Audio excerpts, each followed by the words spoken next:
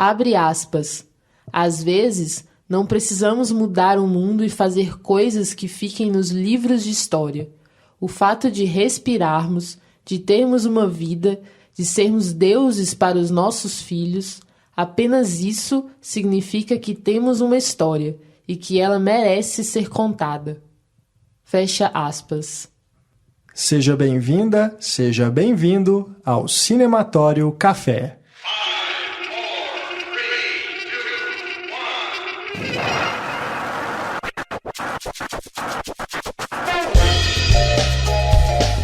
Olá pessoal, eu sou o Renato Silveira. Oi, eu sou Raquel Gomes. Este é o 15º episódio do Cinematório Café, podcast do site Cinematório.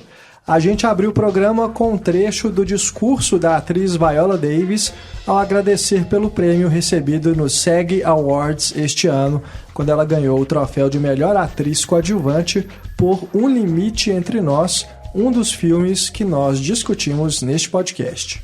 O outro é Moonlight, sobre a luz do luar. E com esses dois filmes a gente encerra a nossa série de episódios sobre os indicados ao Oscar de melhor filme. Aí na página do programa você encontra os links para escutar todos os outros. E para fechar com chave de ouro, a nossa convidada para o debate é a Ana Lúcia Andrade, professora de cinema da Escola de Belas Artes da UFMG. Além de conversar com a gente sobre Moonlight e Um Limite Entre Nós, no final do debate a Ana ainda fala um pouco sobre os outros indicados a que ela assistiu e, como extra, ainda falamos sobre crítica de cinema. Ficou bem legal a conversa. A Ana é maravilhosa e é tipo o que eu quero ser quando crescer. E lembrando que o programa está dividido, uma parte sem spoilers e outra parte com spoilers. Se você quiser escutar a discussão apenas sobre determinado filme, é só consultar aí na página a minutagem em que cada um entra, ok? A gravação do podcast foi feita na cafeteria Academia do Café, aqui em Belo Horizonte, e a edição e a mixagem do áudio são do nosso companheiro Eduardo Garcia. O Cinematório Café é compatível com aplicativos que têm suporte a capítulos e imagens. Se você quiser experimentar essa novidade, aí no site a gente também indica alguns aplicativos que você pode usar no seu smartphone. E vamos ao bate-papo. Ana Lúcia Andrade, que Olá. bom fazer mais um podcast com você. Tava morrendo de saudade. Eu também tava. É sempre bom, né? Gravar com a Ana. Assim. Ainda mais o Oscar, gente. Eu tava doido pra falar, comentar com alguém. Pois é, hoje a gente vai falar então de Moonlight e Um Limite Entre Nós, fechando a nossa série do Oscar. No finalzinho do programa, a gente vai pedir pra Ana dar os pitacos dela sobre os outros filmes, né? Eu tenho certeza que ela tá, como acabou de falar, que tá morrendo de vontade de falar. E a gente tá morrendo de vontade de ver o que ela tem pra falar. Mas como eu disse, ultimamente meu gosto não tá batendo com o das outras pessoas. Vou virar uma chata aqui, mas enfim.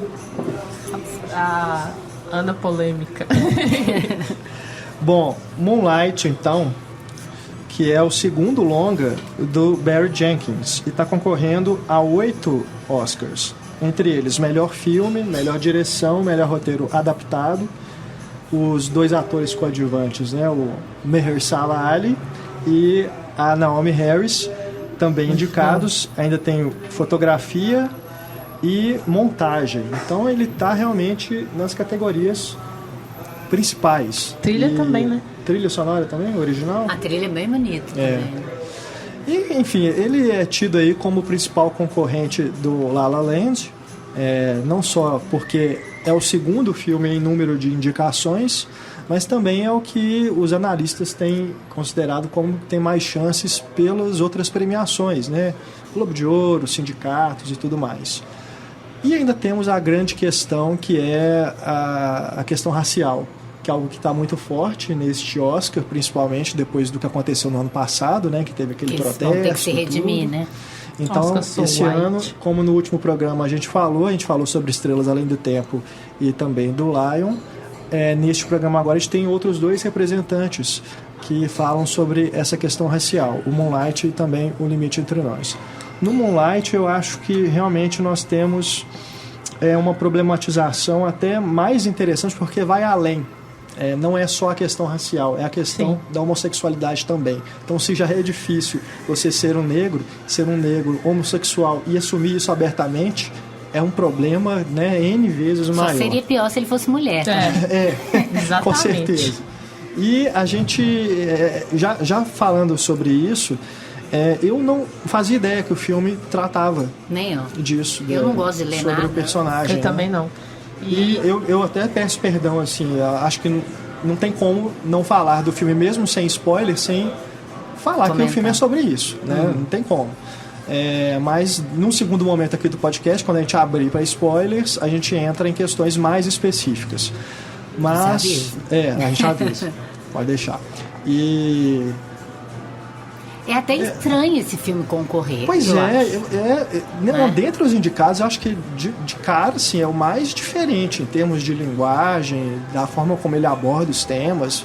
Parece essa coisa mesmo, assim, de filme de festival de Cannes, né? Ele não é comercial, Oscar. Ele não parece americano, inclusive, né? Se não fosse o contexto, né? Ele é um filme muito profundo, assim, para Hollywood. Não que Hollywood não faça filmes profundos. Eu sou contra essa coisa de achar que também Hollywood só tem que fazer entretenimento e tem que fazer isso bem. Eu acho ótimo quando isso acontece. Adoro a época do Oscar, que aparecem filmes mais pungentes, assim, né? Mas é uma surpresa. Quando eu vi, acabou o filme, eu falei, meu Deus, esse filme é o grande concorrente do La La Land. Tem um problema aí nessa academia. Porque ela quer um negócio totalmente escapista e bobinho, ou ela quer entrar numa questão muito contundente, num filme que não vai vender nada. Assim, fora aos muito perto interessados, ou quem gosta de cinema de verdade, né? Não quer ir só se divertir no cinema. Polarizou muito, realmente. Se considerar os dois, fica 880, cada um num ponto. Completamente. Apesar de que os dois, eles têm em comum essa fotografia bem marcante, né? Essa fotografia, assim, que você vê e já percebe que ela é diferenciada e que fala. Mas você tem personagens tão interessantes. Eu não sei nada daquela mãe dele, eu não sei nada daquele cara que aparece, mas eles me dão uma intensidade que eu sei quase tudo da vida do pessoal do La La Land e eu não tô nem aí pra eles. É verdade. Eu quero mais que eles arrumem um trabalho, vão arrumar a vida deles. Cresçam, amadureçam. Gente, não tem problema ali, né? O problema é bobinho, né? Não é um problema. Agora, aquele filme, ele me faz assim, gente, é pra isso que existe cinema pra mim. É pra você levantar a bola de uma questão que te faz colocar num lugar do outro. Tô me sentindo péssima de ser branca, com uma culpa, assim, ancestral. Depois desse filme, depois do Fences, nossa. Sabe, é uma dívida muito grande que a humanidade tem e não dá pra pagar. Aí você vê um filme desse, você fala, meu Deus, que impotência. Você não tem o que fazer. É verdade. E ao mesmo tempo tão bonito, tão maravilhoso, né? Essa coisa de você se colocar no lugar do outro, não julgar o outro, vai saber qual é a história por trás daquela figura ali. Igual esse povo que vê uma pessoa que rouba e tal, e já quer matar, já quer prender. Você não sabe o que aconteceu, né? Ele tem uma coisa investigativa, quase um ônibus 174. Você vê, assim, aquele meio do crack e tal, e aí você vai ver o que está por trás, né? Ele quer que você veja o que está por trás dele, o que faz isso nascer, esse problema nascer. Que não é só o que faz nascer, mas o que mantém isso como um problema social durante tanto tempo, né? Acho que a cena-chave nesse sentido é aquela em que tá o Mahershala Ali com o garotinho sentados na mesa, né? E a Janelle Monáe, que faz a esposa do Ali, e eles têm aquele diálogo em que o menininho pergunta para ele, eu sou gay? Né? Aí o que ele responde pro garoto, né, é muito bacana, assim, porque você vê que é uma coisa de pai mesmo, né? Uma conversa bem assim, e do pai afetuoso, do pai que se importa com o filho, né? E ali ainda não tá, assim, tá mais ou menos já estabelecida essa relação familiar, mas ele não adota o menino em nenhum momento, formalmente, né? É só essa questão mesmo de cuidar dele, porque ele tá vendo que é um garoto solitário que está sofrendo bullying dos colegas de escola, tem esse problema com a mãe dele, que é dependente química. É um menino que está sozinho e ele acho que percebe assim, eu não posso deixar que esse garoto acabe ficando como eu, sendo obrigado a traficar drogas para poder sobreviver, né? Ter uma condição perder assim essa inocência, essa infância, né? E o que ele... A hora que o garoto pergunta para ele também, né? Você é traficante, você mexe com drogas, e aí ele responde, você vê que tem um pesar na fala dele. Até porque ele tá vendo que ele também tá contribuindo para a situação da mãe dele. Então, e é um ciclo esse, maluco, né? Que você não sabe o que é. E ao mesmo tempo, se ele não tivesse aquela posição ali naquela comunidade, ele não ia ajudar aquele menino. Ele ajuda também um pouco as pessoas da comunidade, sem querer defender ele como traficante, mas tudo tem dois lados. Tudo tem dois lados. E isso é muito legal, é o que eu falei, por mais que é uma coisa da encenação e da atuação. Que você não precisa saber muito dos personagens, você confia, você acredita na relação. Ele estabelece muito rápido aquela relação, mas é tão bem encenado que você acredita nela. Não precisa de 2 horas para você concretizar uma amizade daquela. E você não pensar nada de ruim, né? Assim, falei, meu Deus, será que me enveredar, vai usar esse menino? Não é possível que eles vão por esse caminho, né? E não vai, porque você confia no olhar daquele cara. Acho que por isso, um personagem tão pequeno, assim... Ele é imenso no filme, mas é pouco tempo de cena. Sim. E é marcante demais aquele cara. Você queria conhecer ele, né? Assim, ele tem uma força no olhar, nos gestos, na delicadeza, no carinho que ele trata o menino. Desde a primeira cena que ele aparece, antes de conhecer o menino mesmo. Você já sente essa firmeza nele, né? Agora, a mãe também é uma personagem que, como você disse, a gente não tem muito acesso ao passado dela, a gente não sabe por que ela se transformou mas dá para construir, né? Numa dependente química e tudo, tá naquela situação, a gente já encontra ela ali, mas, né, fica bem claro, assim, é crível, né? Todos ali são muito críveis. E estão muito bem, né? Estão muito bem dirigidos todos. Ela tá muito bem. Ela tá maravilhosa. Eu já adianto meus prêmios de coadjuvante aqui nesse filme. Também gostei bastante. Tanto dela quanto dele. Eu acho fundamentais nesse filme esses suportes no filme. E o personagem principal, ele é vivido por 3 atores, né? O filme ele é dividido em 3 capítulos. E os capítulos praticamente são... 3 personagens. Cada um é nomeado com 3 um nome diferente, personas, né? de uma mesma pessoa, assim, né? De um mesmo... Como que vai moldando, assim, né? Eu acho interessantíssimo. Cada fase da vida, cada né? fase. E a gente vê também como o filme vai colorindo cada fase de uma forma diferente, assim. Sabe? É muito bonito. É muito sutil e forte, sabe? É interessantíssimo. Pois é, nessa questão das cores, da fotografia, eu tinha ficado intrigado quando eu vi alguns críticos falando que o Barry Jenkins tinha se inspirado no Wong Kar-wai, de Amor à Flor da Pele, né, 2046, vários outros filmes, Amores Expressos. E eu falei assim, gente, mas, né, quando eu fiquei sabendo desse filme, gente, de onde será essa inspiração, né? Mas quando você vê, você percebe que aquele clima, ritmo, aquela atmosfera, né, toda tem muito a ver com o cinema do Wong Kar-wai. É um cinema de silêncio, né, de sutileza mesmo. E muito tem bonito. umas cenas assim de cores mesmo, né? Aquela cena da mãe, assim, na hora que ela vai entrar pro quarto, né? Que ali fica implícito que ela se prostitui, né? Para conseguir dinheiro. Sim. E tem aquela luz que vem do quarto e bate no corredor, uma luz vermelha. Uma luz vermelha forte. E ele usa ali uma câmera lenta que é bem própria do cinema do Kar-wai também. É verdade.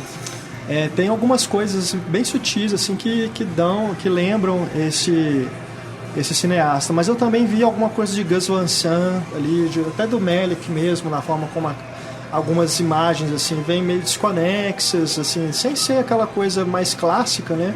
Mas que tem uns jump cuts, assim, aquela câmera, aquele steadicam assim que vai andando pelas ruas, né? E o na desfoque praia. assim ao redor. Tem uns desfoques, umas coisas assim bem contemporâneas, né?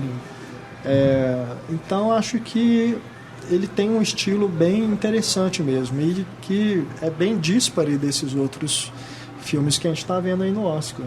Aquela cena no mar, maravilhosa aquela cena, você se sente imerso ali assim com eles. Então isso no cinema deve ter um poder gigante. E é muito difícil esse tipo de filme, que não exatamente acontece as coisas, né? Então ele é construído nessas sutilezas e que você tem que completar as lacunas, né? E ele não te revela tudo de uma vez. Então, é um filme que você tem que estar muito imerso mesmo, né? Não é um filme que você vê com galera comendo pipoca ou vendo, parando. Até porque se engasga. Porque é foda. Ele não é triste igual o Manchester, igual o Lion, né? É uma tristeza que te dá da própria condição da realidade. Você pensa, gente, quantas pessoas perdem a ternura e a inocência por causa da realidade, por causa do contexto social, e ela não tem culpa disso, né? Tem umas pessoas que conseguem sair, mas tem outras que estão presas nessa armadilha da vida, né? É verdade. Além de ter essa questão racial e a questão dele ser homossexual, eu acho que algo bem interessante também é essa busca pela identidade, assim. Que isso é universal, né? É verdade. Qualquer um se identifica. Qualquer um se identifica. E como que exatamente o ambiente influencia nisso, sabe? A pressão social influencia nessa busca que é tão íntima, tão individual, assim. Pois é, mas eu até mesmo chegando até ali na terceira parte, ainda fico na dúvida se a gente pode afirmar que ele tem certeza.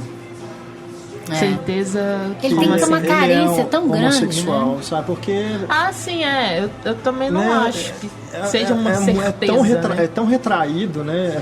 Tão retraída essa questão para ele, que acho que ele mesmo, como ele só teve aquele contato, né? Ele mesmo fala. Acho que não sei se ele mesmo está plenamente convicto. É muito claro, assim, do que ele gosta. Parece mais uma carência do que um desejo, né? Sem contar que ele não expõe isso, não tem com quem conversar sobre isso. Então, assim, as dúvidas que ele tem, ele acaba não conseguindo solucionar exatamente por isso. Ele sabe, tá tudo contido. Você imagina a adolescência, que é um período assim de descobertas e tudo, da pessoa, né, ir atrás dessas experiências. Ali é totalmente, sabe, impedido de fazer isso, pela violência toda que circunda ele, por uma quase... ele não tem saída, sabe? Não tem muita oportunidade de fazer outras coisas, de ter uma vida normal, sabe? Assim.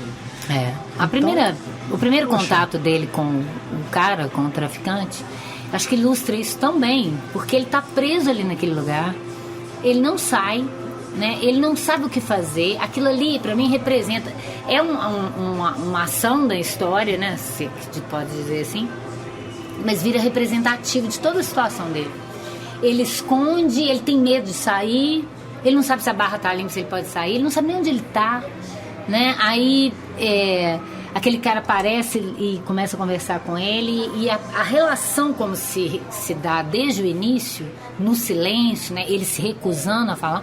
Você vê que ele não muda muito em relação a isso, por mais que sejam 3 personas, igual você falou, ele não muda muito em relação a isso. Então o que ele tem? Ele vai ter uma nova figura materna e paterna para quem ele vai projetar, que ele vai ter um pouco de carinho, de afeto, de alguma coisa que ele possa ser ali, que também não vai para frente, né?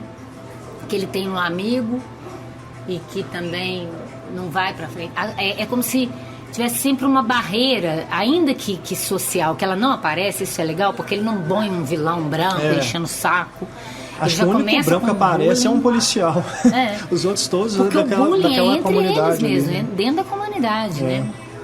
Quer dizer, é uma coisa do humano mesmo, do humano fazer bullying, independente do que seja, né? Dentro da sua comunidade, fora da sua comunidade. Se ele está numa comunidade branca e sai dali, ele vai ser taxado com a ideia do racismo. Mas ali dentro, por essa questão homossexual, né? Então acho é muito difícil, é uma prisão que ela é externa e que ele constrói ela interna também para ele se proteger. Sim, né? sim. Nossa, me deu uma raiva, falando de bullying, daquele rapaz no segundo capítulo, né? O que fica provocando ele a toda hora dentro da sala de aula. Nossa, mas dá vontade assim de você entrar no filme e dar umas porradas naquele menino. E é um cara que também provavelmente é um gay enrustido, né? Eu falei assim, gente, cara tá quieto, ele tá fazendo nada, sabe? Exatamente. E é assim que o bullying funciona, né? Tipo, não precisa estar fazendo nada pra E não que ele incomodar. seja enrustido, né, o menino? Não nesse sentido, é porque ele realmente não tem nem a possibilidade de se descobrir como ser, o que eu quero da minha vida, o que eu sou. Já se nega, né? Isso Antes de pensar em... Isso é muito legal, porque é uma coisa que serve para qualquer pessoa, não para só quem é homossexual. Né? A gente foi criado de uma forma que a gente não teve nem chance de discutir a nossa sexualidade. Exato. Né? Será que eu sou? Será que eu tenho desejo? Você não teve essa possibilidade. Hoje em dia ainda tem mais essa discussão, apesar de ainda ter problema, né? Mas realmente, não tem essa... Ali, eu não sei, quando ele tá na infância, aparece o ano, que época que é? Não, eu não me lembro nada, assim, não, né? Textualmente não aparece nada. Tem umas referências, assim, né, que você vê de externas, mas nada preciso, né? É porque também tem uma coisa que é curiosa, né? As pessoas, acho que uma necessidade de tentar explicar o filme, assim, o que ele é, compararam muito com Boyhood, só por causa da questão, assim, de acompanhar da infância até a vida adulta, mas são filmes totalmente diferentes, até mesmo de proposta, né? De contexto, né? Você não pode comparar esses dois contextos. Acho que não tem nada a ver mesmo, não. É só... Eu acho que a ideia da formação de um ser humano, desde a infância até se tornar adulto, né? Do como o mundo vai te tratando, como você vai se relacionando em frente ao mundo, né? Como você vai dando conta do como o mundo vai te tratando, né? Pra vocês... Nossa, eu achei assim... Eu não esperava mesmo. Eu tava imaginando uma história. É Oscar, viu, ainda que seja um pouco mais profundo que os outros filmes... Vai ter uma historinha, vai acontecer alguma coisa. Não imaginava. Por isso que eu fiquei tão surpresa de ser um filme indicado. O que, assim, não costuma ser a tônica do Oscar, né? Por exemplo, quando o Birdman ganhou, eu falei, gente, que isso? Isso não é um filme de Oscar. Sabe, assim, meu concunhado foi ver o filme. Eu falei, nossa...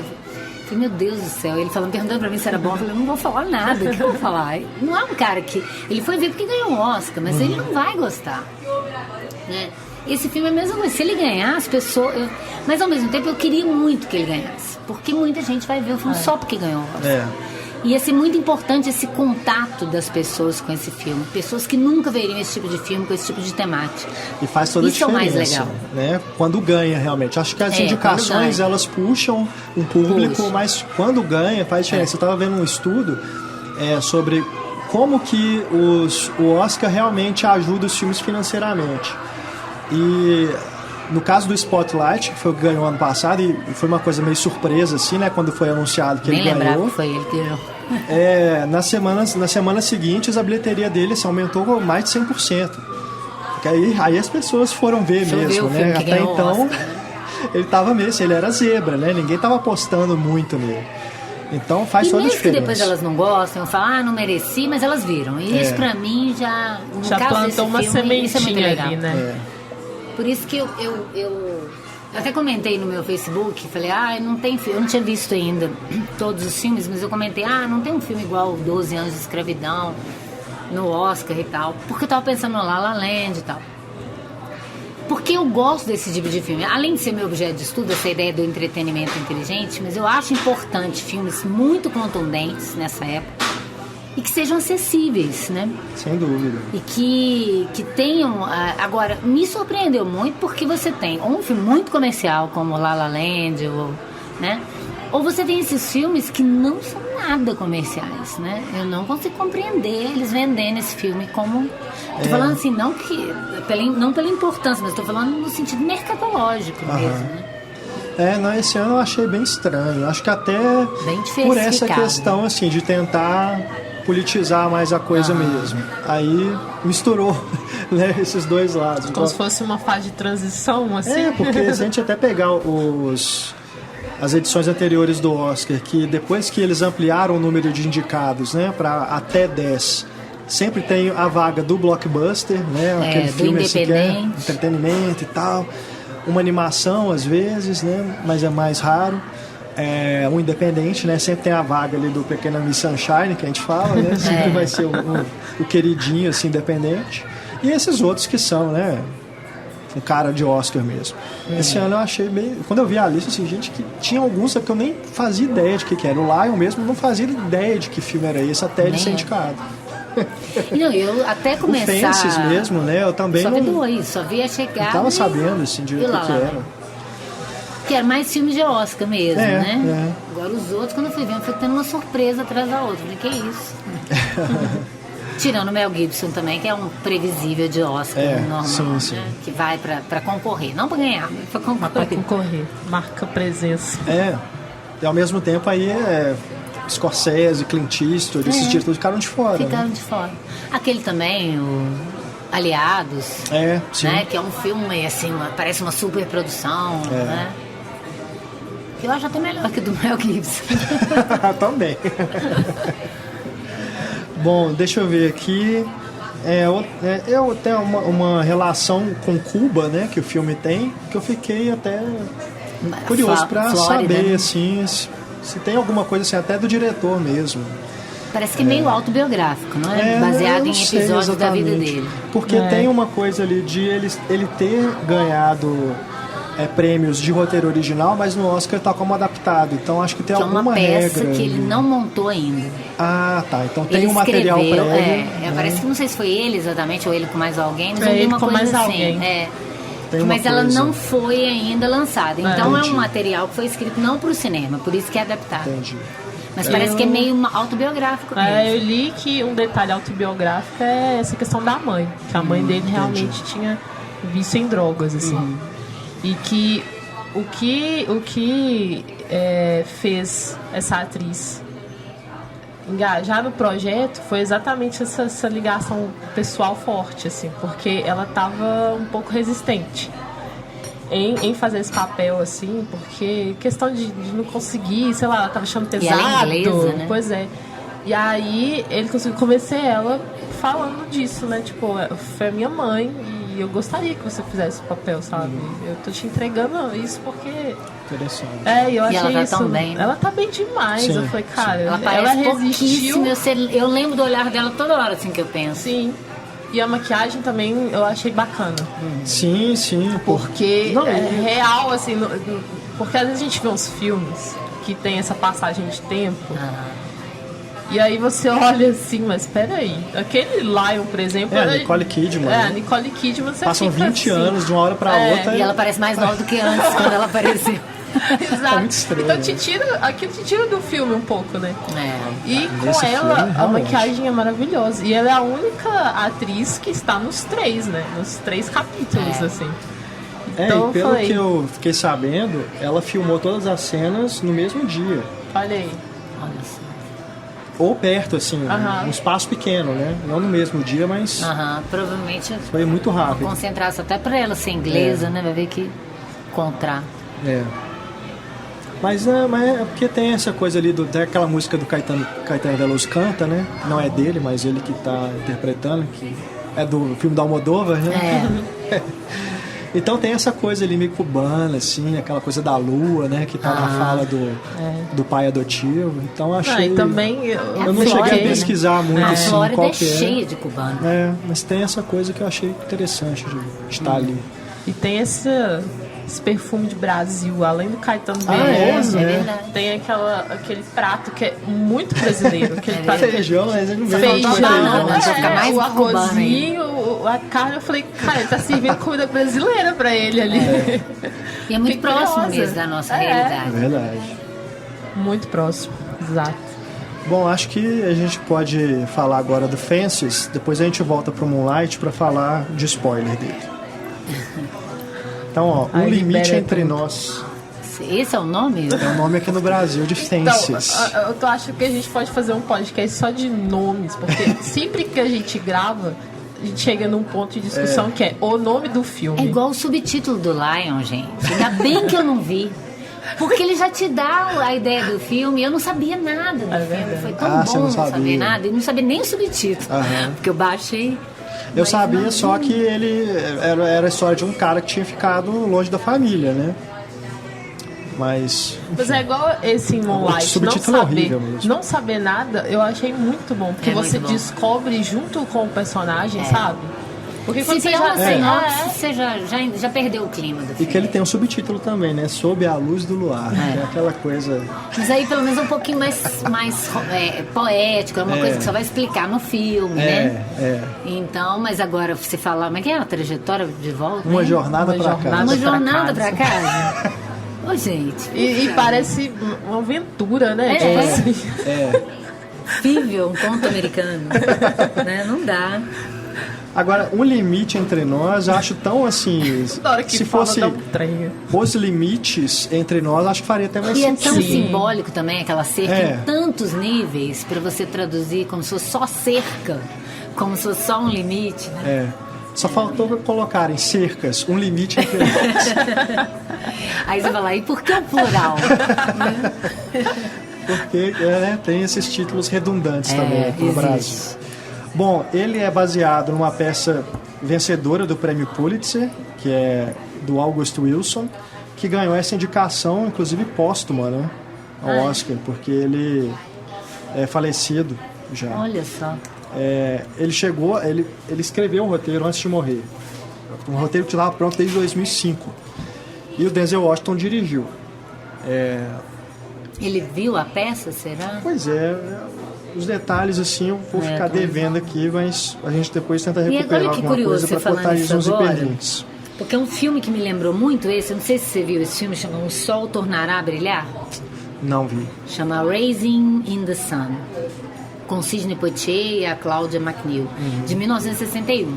É dirigido por um branco, né, que é um grande diferencial desse filme pro outro, que chama Daniel Petrie.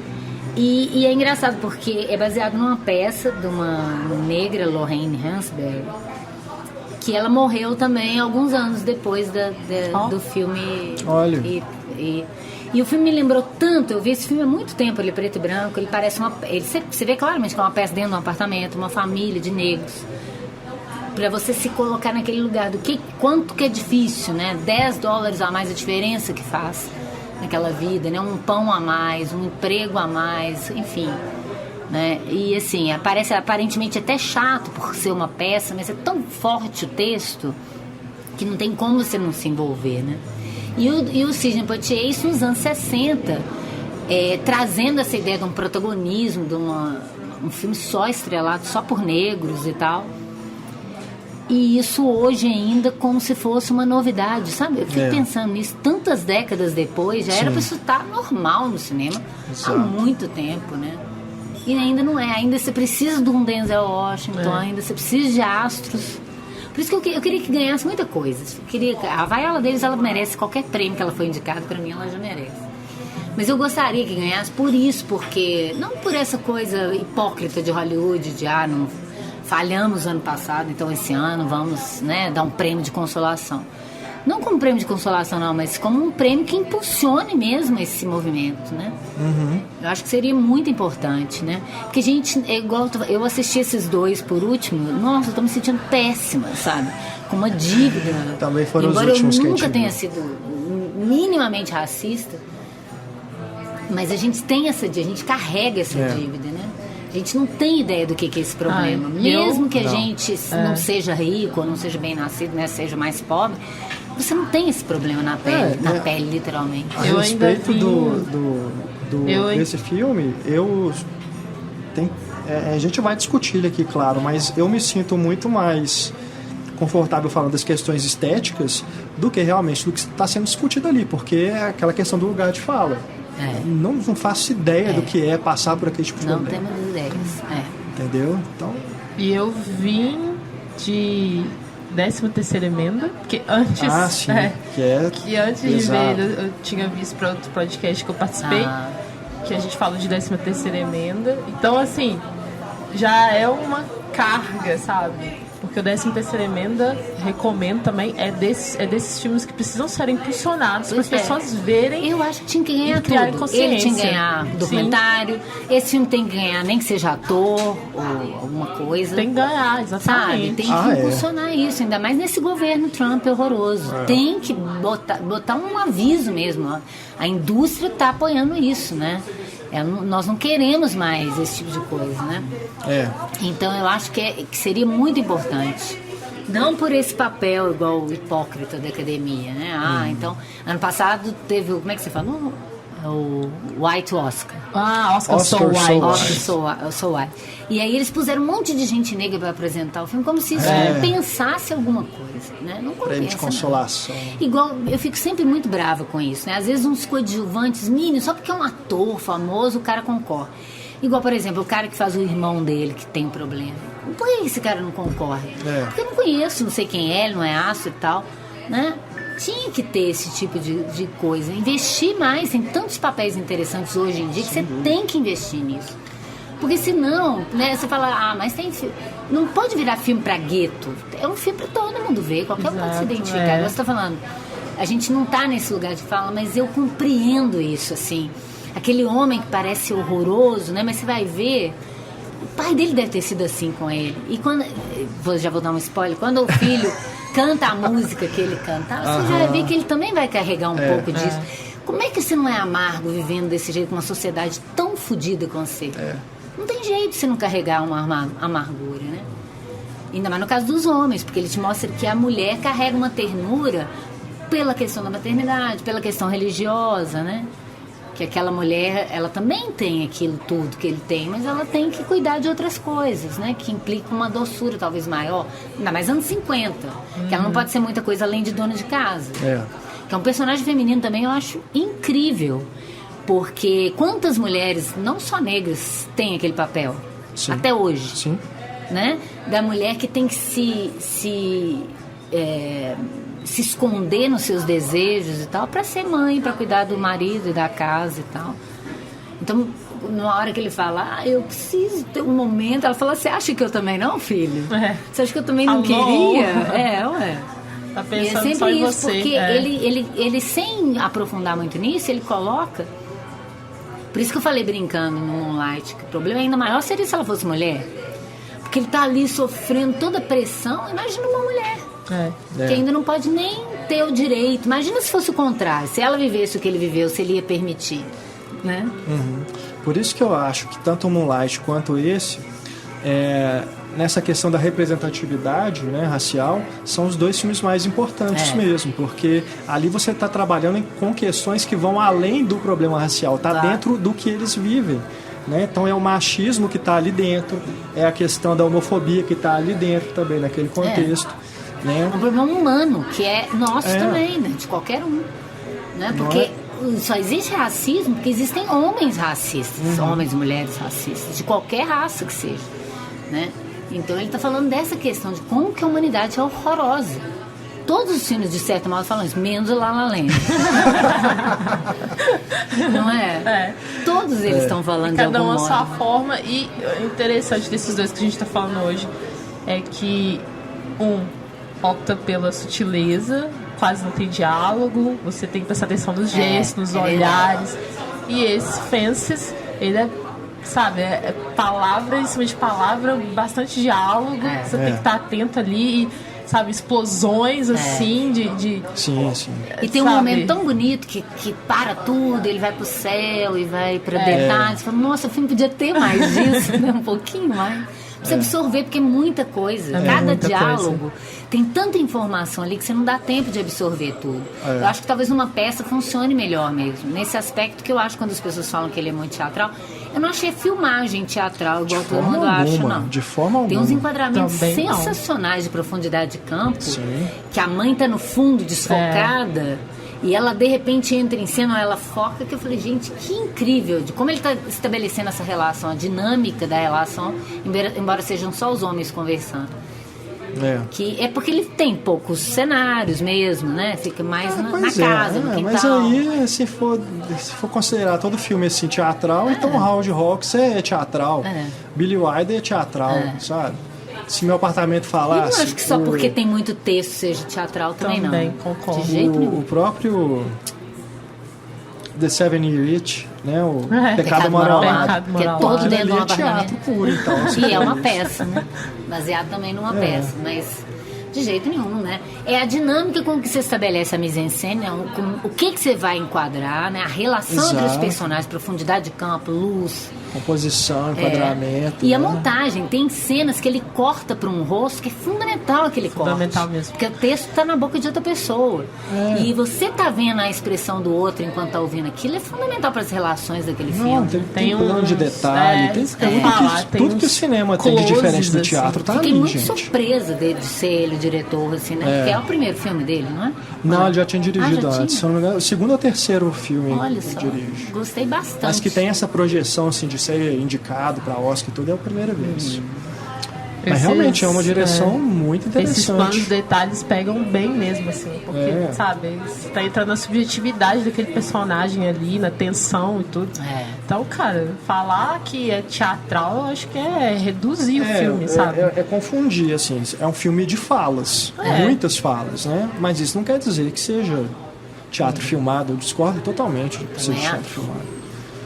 Até porque todas as locações são reais, nada parece estúdio, né? Assim, pode até ser que aquele quintal seja um estúdio e tal, mas não parece real, né?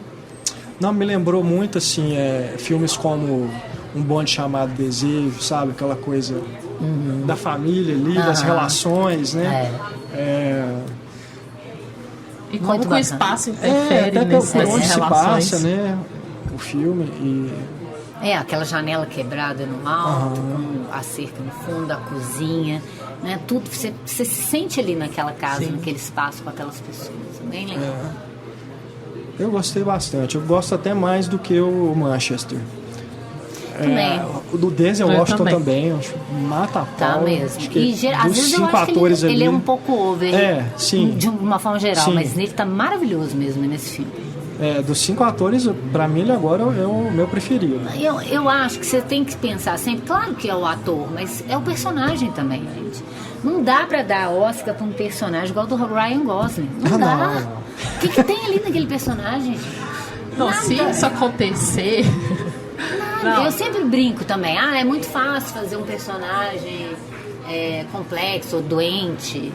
Mas o difícil é fazer um cara comum. Agora o Ryan Gosling não é nem um cara comum. Não é nem isso. Ele é um cara que você fala, qual é a desse cara, né? É nesse sentido que eu falo, né? Aí você vê um personagem tão pungente, com uns diálogos tão interessantes. Ele parece crível, você esquece que é o Denzel Washington. Parece um cara, você entende aquela vida. É isso que importa, né? É um personagem memorável para você lembrar dele quando você, né? Não é só o ator. O povo às vezes confunde, gosta do ator, então eu queria que ele ganhasse. Eu torço muito por Viggo Mortensen, porque eu acho muito legal o personagem. E o filme não tem nada, então seria muito legal. Mas o Denzel Washington merece demais. Agora, é um filme que ele vai tocar em vários temas, né? Tem a questão ali do consumo, né? O rapaz está querendo comprar televisão. Naquele momento, ele tá vendo. Parece que ele mora em outro lugar, né? Parece que ele vai em casa só pra dormir. Da dureza do pai geração. ali, você... Poxa, tem esse conflito fala, geracional, né? Com os filhos. E é um mundo pós-guerra, né? É os anos 50 que tem um falso boom, assim, uma falsa prosperidade, né? E que, na verdade, tem uma tensão ali mascarada por uma hipocrisia colorida, né? Como se estivesse tudo bem, né? E não tá. E o filme, ele te deixa muito isso, né? Até o fato da gente ficar muito no quintal ali, naquelas cercas ali, daqueles fundos de casa, ele te dá muito isso. Você tem uma aparência externa e você tem o que acontece realmente nos fundos, né? Igual quando ele fala que tá indo ver a menina e ele tá indo ver o irmão e tá dando comida lá pro irmão, que ele também tem uma culpa, né? E embora seja tudo dito muito claro, eles ainda têm muita coisa dentro que você tem que ler nas entrelinhas de tanto diálogo. Sim. Isso. Muito diálogo e ainda tem entrelinhas. Agora, acima de tudo, pra mim é um filme sobre patriarcado. Porque o Denzel Washington, ele tem esse papel de chefe de família e, ao mesmo tempo que ele tá querendo ser responsável por tudo, ele passa até do limite nessa responsabilidade, né? É o controle, né? Controlar, justamente. E um pouco, é como se fosse igual as mulheres gritam, né? Eu não quero esse papel. É como se um homem também gritasse, eu não quero esse papel de provedor, de porque eu tive filho, eu tenho que cuidar do meu filho, porque, né? É um grito assim eu não quero ser esse macho alfa que o mundo quer que eu seja, e eu vou ter que ser o melhor possível, mesmo querendo outra coisa da minha vida. E ele quer impor isso pro filho, né? Ele quer, e provavelmente o pai dele impôs isso pra ele, né? É uma cultura desse macho provedor patriarcal, que tem que mudar mesmo, porque prejudica todo mundo, né? Ele se prejudicou a mulher, prejudicou os filhos, né? E porque, na verdade, e eu acho muito legal essa coisa em comum que alguns filmes têm, essa ideia da identidade mesmo que os filmes têm, né? Do quem que eu sou nesse mundo, né? Que o Manchester também tem. Eu acho muito legal do Manchester, no caso, é que ele não quer abordar a superação de uma dor, ele quer abordar como é que você dá conta de uma dor que existe. E você tem que dar conta. Você não tem que superar, porque não supera certas coisas, não se superam. Você vai precisar de outras vidas para superar, mas nessa aqui não vai dar, não. E aí ele também tem um pouco desse peso, de um menino irresponsável, que se sente responsável por aquela família que ele não conseguiu dar conta dela, né? Sim, sim. E pensando no nome, né, original, de cercas, né? O que é uma cerca? Que tem essa função de proteger, mas ao mesmo tempo de separar, de delimitar as coisas. E a gente vê isso muito ali, até do objetivo dele, né? Já por que ele está construindo aquela cerca. Por que ele reluta tanto em acabar de construir? É bem simbólico mesmo. Acho que perder esse título, né, aqui no Brasil fica uma coisa... Mas comercialmente eu até entendo. Como deu cercas? É difícil. É verdade. Mas, enfim... A gente chama limites, sei lá, prisões, enfim, mas um limite entre nós também não significa nada, né? Pode ser qualquer filme, parece 3 filmes que você já viu. Agora tem 2... Eu acho que os melhores diálogos acontecem entre o Denzel Washington e o filho mais novo, né? O Corey. Tem um embate dele ali na hora que o garoto pergunta pra ele, por que você não gosta de mim? Que é fantástico, né? Aquela cena, né? Ao mesmo tempo que você fica assim, com dó do menino de estar tomando aquele esculacho, ao mesmo tempo você... dele também, do pai. Do pai, né? Porque você percebe que na fala dele, ele tá, na verdade, assim, querendo proteger o filho das coisas das ilusões que ele alimentou e não conseguiu concretizar, assim, sonhos por causa da condição de racista da sociedade, né? Ele tinha aquele desejo de seguir ali naquela carreira como beisebol, né? Jogador de beisebol. E é até uma coisa assim que ele fica... Ele não tinha essa chance, né? Ele toma como com filosofia, né? Aquela coisa assim, se você errar a terceira vez, acabou, você tá fora. Ele toma isso com uma filosofia de vida mesmo. A ideia da bola reta e a bola curva, que você tem que tentar pegar tanto uma quanto a outra. Ele puxa o beisebol o tempo todo, assim. Que é o que eu gosto, que ele fala assim, é o meu jeito de tentar explicar. Sabe? Que é algo que me afasta um pouco, porque eu não entendo muito de beisebol. Eu não entendo nada. Eu sei que é um esporte que tem que rebater uma bolinha. Depois sai correndo, você não sabe por quê, né? A gente fica um pouco boiando, assim, onde que quer chegar. Pra gente que não tá nessa cultura, acho que fica um pouco afastado. Mas se você sabe só isso, acho que já dá. Porque você tem que acertar a bola e correr. Que é o que o negro faz. É a metáfora dessa ideia do negro na sociedade americana, principalmente ali naquele momento, né? Que é um momento de transição depois da guerra, né? Como eu falei. E logo depois, nos anos 60, já vem o Martin Luther King, que é a terceira parte do filme, né? Já tem o Martin Luther King na parede. E é esse momento em que você tinha segregação declarada e começa a abrir. E ele não sabe ainda. A mulher ainda fala, o tempo mudou, não é mais a mesma coisa, e ele não acredita. Que mudou, porque eles estão num bairro de negros, né? Eles não estão num bairro, eles você não vê um branco vendo, né, a mudança. Não tem branco no não filme, tem. né? Isso é muito legal também. Então, é uma mudança que ele não consegue acompanhar, ele não está dando conta de acompanhar, porque aquilo está tão marcado, né, na vida dele, que ele não consegue ver de outra forma, né? Como uma possibilidade de abertura, né? Que o filho já vê essa coisa da TV, o filho já tá, eu sou um menino normal, eu quero ver TV, eu quero jogar bola. Negros não podem jogar, ele não, eu posso. Né? O filho já não tem essa ideia na pele igual ele tem. Né? E a menina vai ter menos ainda. Mas agora, a Viola Davis não ser candidata a atriz, isso me incomoda. A atriz principal, né? Eu acho que ela tinha que ser atriz. Não tem outra mulher no filme, ela é a mulher principal do filme. É verdade. E ela é um embate, ele tem esse embate com o filho, mas eu acho um embate com ela crucial, assim, ela parece... Sem dúvida. É porque essa ideia de uma personagem coadjuvante, no sentido da esposa como coadjuvante do marido, e que na verdade você vai ver que é ela que segura aquela barra ali, quietinha, parecendo que ela só tá fazendo comida, só tá ali, mas emocionalmente ela tá segurando a barra toda, inclusive da dor daquele cara que ele não sabe nem como se expressar. Então eu acho um personagem muito maravilhoso para ser só ela segura coadjuvante. muito, né? Verdade. E mesmo em cenas assim em que ele é que tá, que é o showman, né, tem uma cena na cozinha assim que ele tá conversando com ela, que não tem corte, é um plano fixo. Fixo assim, a câmera tá, não fica ela vai andando, movimentando. mas não corta. Mas a Viola Davis, ela fica no canto do quadro, ele vai na mesa, senta, depois levanta, e na hora que ele tá saindo da cozinha, ele joga tudo, né? Ele dá aquela explosão assim. Tem uma hora que você sente assim, que ele dá uma engasgada assim na fala, ele sai, vai lá no fundo e volta. É uma cena belíssima, né? E Acho aí que... ele sai, ela fica ainda na cena, Isso. aí a câmera muda o eixo pra você ver ela arrumando a cozinha de novo. É muito legal, é isso que eu tô falando. Ela não é a coadjuvante que parece, até no sentido que parece na vida deles, assim. Né? Aí dá pra ver o carinho que todos têm por ela, assim, o cuidado que todo mundo, sabe? Eles se reúnem em volta dela e tem o irmão dele que sempre traz uma flor pra ela, sabe? É tão bonita essa cena, na hora que a flor cai lá na cerca, né? Que também, assim, eu não vou falar porquê, né? E é Rose, que é ela, né? Aquela rosa já é ela ali na cerca, que foda-se também aquela cerca. Né? E é onde tem plano de detalhe, né? Que é coisa assim. Muito legal. Pode falar que Me você surpreendeu, eu tava esperando, eu falei, vai ser um filme chato, cheio de diálogo, com um tema que eu não vou conseguir entrar, e fiquei muito surpresa eu com também. o filme.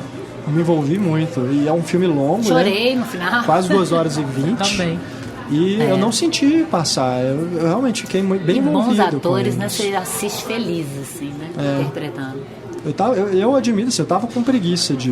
Eu deixei por último. Porque eu não vi assim, muitas pessoas comentando bem, né? falando bem do filme. Aí eu falei, pô... Aí teve esses comentários, né? Meio teatral e tudo, assim. Aí... Vi a duração dele, assim, nossa... Vou deixar por último mesmo, reservar um dia só pra ver ele.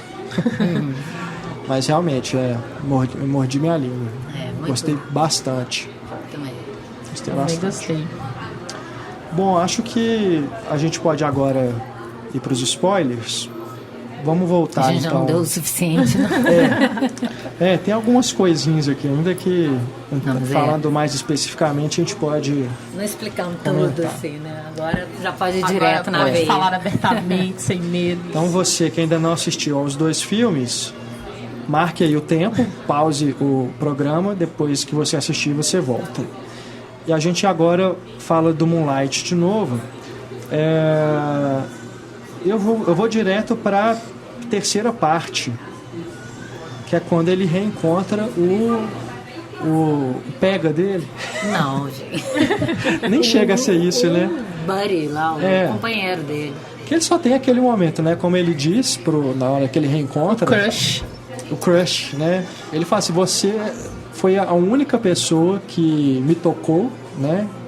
E depois daquilo, eu nunca tive nenhum outro relacionamento, nem mesmo uma coisa assim casual.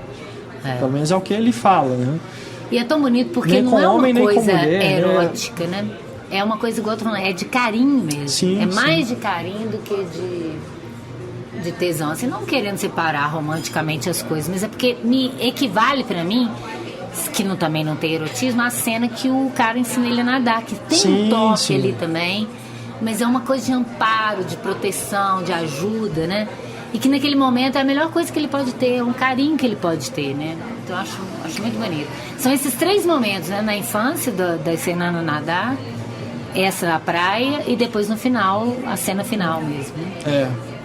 Que ele reitera essa ideia do carinho com o outro. No caso, um cara do mesmo sexo, mas eu não acho que é só homoerótico, acho que tem a ver com uma ideia de humanidade mesmo. Sim, bastante. Até mesmo essa cena da praia, que tem aquela coisa, né, deles estarem ali, tem aquela masturbação e tudo, mas é tão bonito Sabe, a hora que ele põe a mão na areia, assim, você entende o que ele tá fazendo, o que aconteceu ali, mas em nenhum momento é apelativo, nem nada, assim.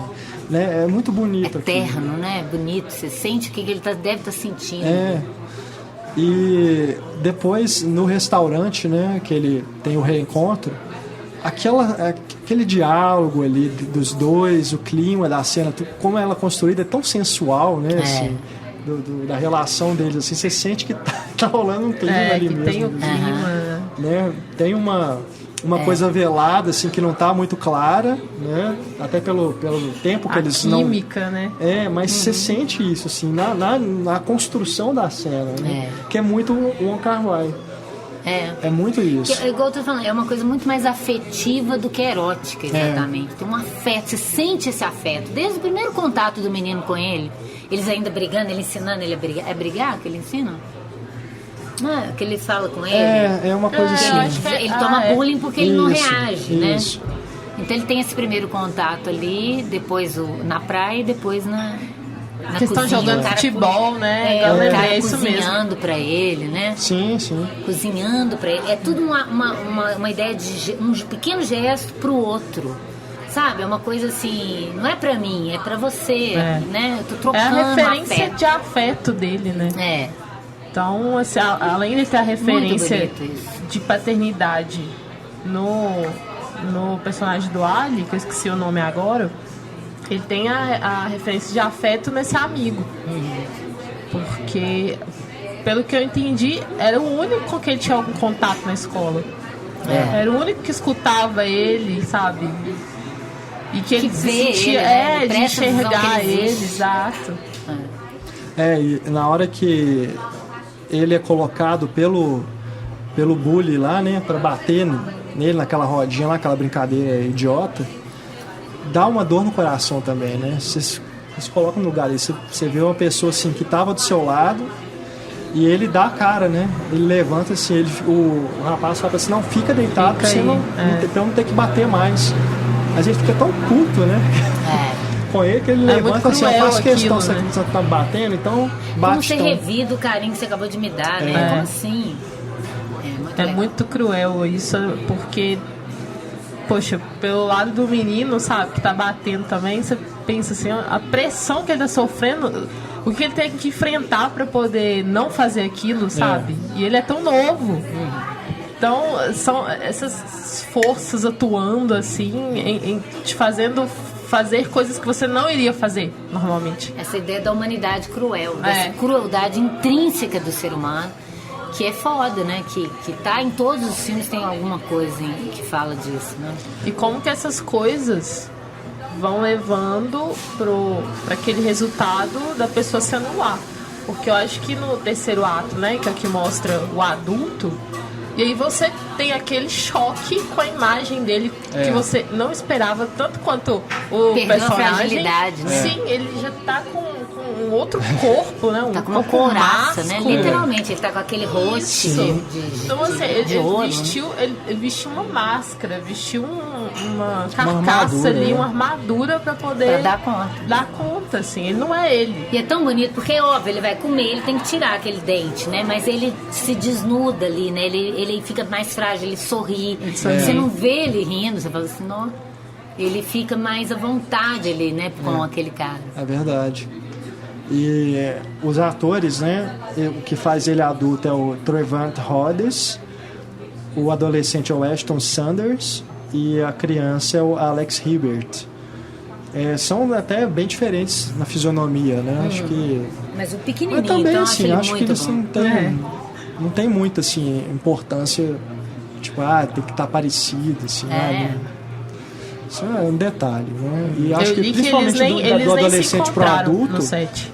Porque é até bom, porque não é exatamente uma continuidade, né? Porque do adolescente pro adulto, principalmente, acho que até faz sentido ele ser tão diferente um ator ser diferente do outro, né? Por essa transformação pela qual eu passo.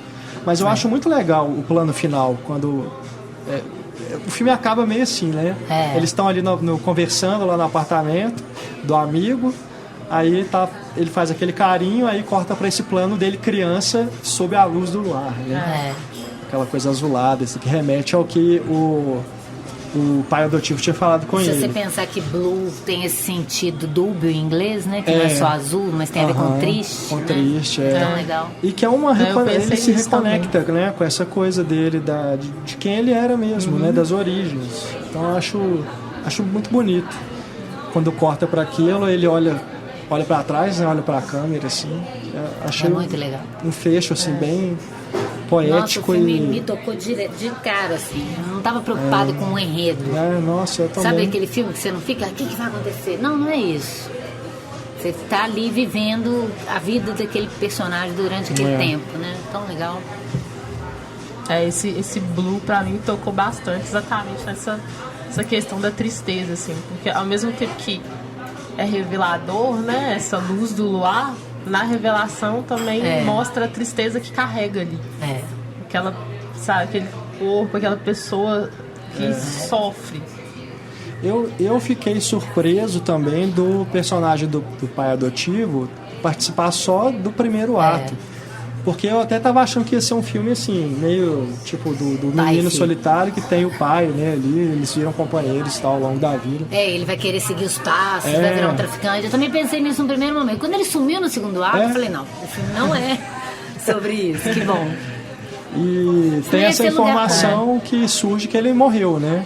E é muito coerente com a realidade, né? Porque sim. As pessoas que estão no tráfico, elas morrem jovens. Sim, E não é piegas o filme, né? Ele não apela para sentimentalismo, né? Para o menino sofrendo, uma música que te faz chorar. Não tem essa coisa melodramática, né? O realista, né? Ele vai no ponto bem cru da coisa. Apesar de te emocionar, né? Não por isso ele deixa de te emocionar. O Manchester tem isso também, apesar de ter um Albinoni lá no meio, né? Para você chorar. Né? Não tem como você não chorar com aquela música. É verdade. Mas ainda assim, não tem essa coisa do personagem chorando, close, o sofrimento, né? Eu acho isso bom também. Alguma cena mais que vocês queiram detalhar? E como que ele fala de coisas tão densas, essa dureza, e é tão bonito. Tem esse contraponto, assim, sabe? E eu achei bem interessante. E tem crítica que não gosta disso, né? Tem um povo que acha, por exemplo, o Walter Salles ou o Fernando Meirelles, que estetiza demais a dor, como se o Kubrick não fizesse isso, né? Mas o Kubrick pode. Mas essa ideia de... O Kubrick, eu acho que ele tinha isso como uma estética dele, um estilo dele, mas tem a ver com a visão de mundo dele mesmo. De que tudo é bonito demais para ter um ser tão horroroso, mesquinho, comandando. Sabe, essa vida tão maravilhosa que a gente tem. Tudo é tão maravilhoso e a gente fode tudo, sabe? É verdade. Não é? Está na essência do cinema do Kubrick pra mim. E outra coisa é... Porque, assim, negro associado à beleza, principalmente na mídia, sabe? É muito raro. Você não vê capas de revista com modelos negras, editoriais. Agora que eles estão acordando para isso, colocando uma ou outra. Mas assim, o belo geralmente é branco, né? Geralmente é eurocêntrico, enfim. Então eu acho que o filme, sabe, também tem essa força de trazer o belo pro negro também. E quando aparece, né, nessas coisas de moda e tudo, tentam levar sempre para um padrão de traços mais finos, né? Essas coisas. Por isso que eu acho tão legal a Viola Davis, né? Mesmo no How to Get Away with Murder, se você pensar, né? Não é uma Halle Berry. Uma Halle Berry também é linda, mas a Halle Berry tem os traços mais finos, né? Total. A Viola Davis, não. Se você pintar a pele dela de branco, ela não passa por branco. Eu a acho Halle Berry, isso muito ela bom. pode até passar, mas eu tô falando isso. E isso virar um padrão de beleza a ser seguido também, por que não? Né? Quantas mulheres são daquele tipo, né? Tem aquele tipo de boca, de cabelo, e assumir isso como bonito. E eu acho ela... Eu nunca tinha prestado atenção, porque ela só fazia papel de mãezona, chorona, né, nos filmes. Quando eu vi How to Get Away with Murder, eu fiquei de cara com a mulher. Eu falei, gente, essa mulher... Ela é advogada nisso, né? Vocês não viram essa série? Eu não vi. Nossa, incrível. Eu vi fotos, eu vi que ela tá maravilhosa. A série é ótima, o roteiro é sensacional, mas ela é absurda, assim. Eu tô mais fã dela ainda depois que eu vi essa série. E eu fico pensando nisso, olha que maravilha. Quantas mulheres negras devem estar querendo ser igual a Annelise, sabe? Ter o cabelo dela, ter a roupa dela, ter a postura dela. Isso é muito massa. Muito importante, né? Com certeza. Então Agora... eu vejo essa beleza do filme também nesse aspecto, nessa importância. Eu acho que do Limite Entre Nós, o grande spoiler é a questão da traição, né? Que surge ali já mais... No início dá a entender que o cara fala que ele tá paquerando a menina da esquina. Isso, né? isso. O amigo tá Mas na hora que ele preocupado. fala, né, que ele vai falar pra ela que ele vai ser pai, a gente também assusta. Você tá Assim, em pô, dúvida então se ele tem um tava... caso, não, já tem um filho. E a gente nunca vê, né, a amante, né? Isso também é muito bom, eu acho. Eu também.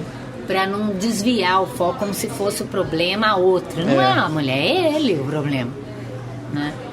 Ou, sei lá, né, coitado. Vai saber a dor dele também. Eu acho bonito isso no filme, né?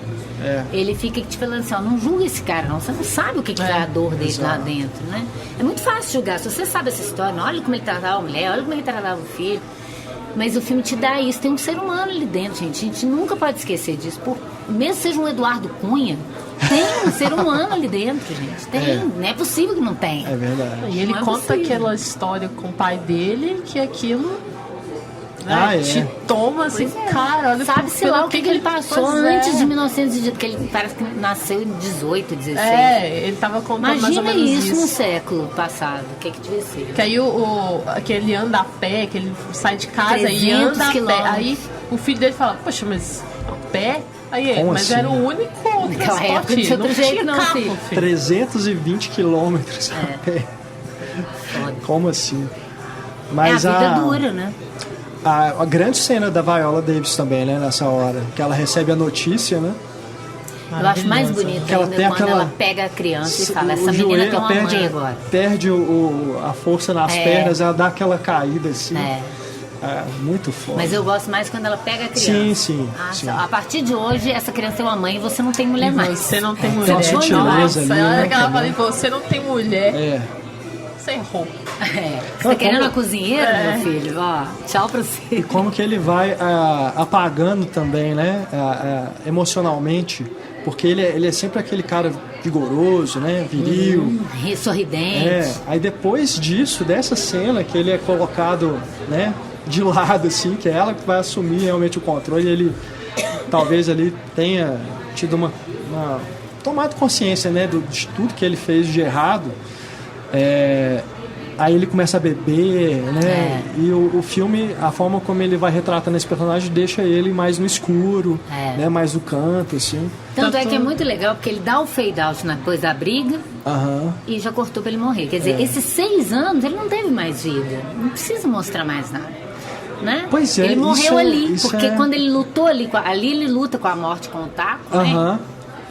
E que dá é o outra fade, cena... fica um fade longo, é a vida dele Se isso ali acabando não é ali. cinema, eu não sei o que é cinema, gente. Me desculpa, mas... Aliás, poucas vezes eu vi um fade out de passagem de tempo tão significativo. É muito interessante. Tem as coisas básicas, a hora que toca o telefone vai pra cruz aí, alguém morreu. Né? Tem umas coisas muito básicas. O fade out geralmente indica morte, mas a forma como indica essa morte, porque você pensa assim, ele vai morrer agora. Não, ele morreu 6 anos depois. Mas não precisa mostrar, né? A vida acabou ali, pra que você vai mostrar mais? Aquela menina, né? Eu pensei, essa menina vai ser um bálsamo, agora ele vai ter uma alegria de viver. Não, ele não vai te dar isso também. Quem vai criar essa menina é a mãe, não é ele. E se ele achava a vida dele ruim, ela ficou muito pior depois, né? Porque aí ele perdeu o chão que ele tinha, né? É triste mesmo por isso. Você fala, coitado. E ele não teve chance de recuperar essa vida dele, né? Não teve chance nem de ter essa consciência. Quantas pessoas antigamente, eu me lembro, a minha avó, ela casou com 14 anos, teve 9 filhos, passou uma vida de merda, e ela bateu muito nos filhos. Meus filhos falavam sempre, essa mulher você sabe, vocês são netos, ela só deu amor para vocês. A gente, ela batia demais. Eu falei, gente, olha a vida que essa mulher teve, vai entender o que é para ela. Sabe, eu sempre tentei entender, me colocar naquele lugar.